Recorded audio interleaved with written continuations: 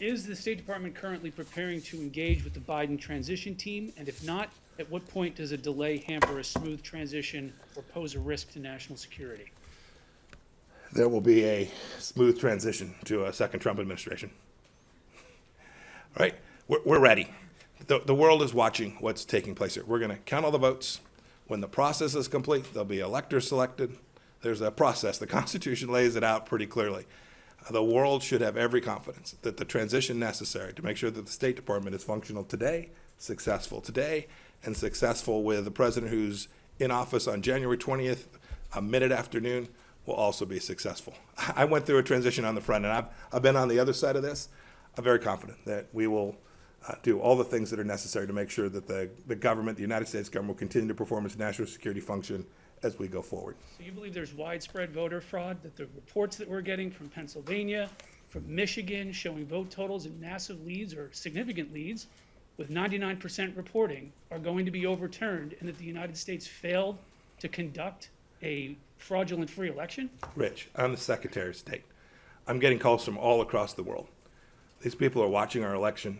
They understand that we have a legal process. They understand that this takes time. I came out here today and talked about important foreign policy issues. This is now the third question. This is the most important thing that's happening in this country right now. I'm wondering Yes, what kind ma'am. of Go ahead and guidance- ask your question. I'll give my answer. What kind of guidance are you giving to American diplomats on how to characterize the results of the presidential election? And also, this department frequently sends out statements encouraging free and fair elections abroad. Yes. And for the losers of those elections to accept the results, doesn't President Trump's refusal to concede discredit those efforts? That's ridiculous. And you know it's ridiculous. And you asked it because it's ridiculous. Sir, Look, this you asked the question, yes, ma'am. You asked the question, if you will permit me to answer it. You asked a question that is ridiculous.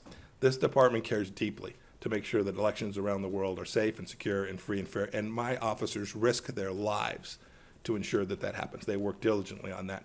We often encounter situations where it's not clear about a particular election. We work to uncover facts. We work to do discovery to learn whether, in fact, the outcome, the decision that was made reflected the will of the people. That's our responsibility. It's what we try to do, along with partners all across the world, along with OSCE inspectors, to make sure that those elections were free and fair. We want every one of those votes to be counted in the same way that we have every expectation that every vote here in the United States will be counted too. It is totally appropriate.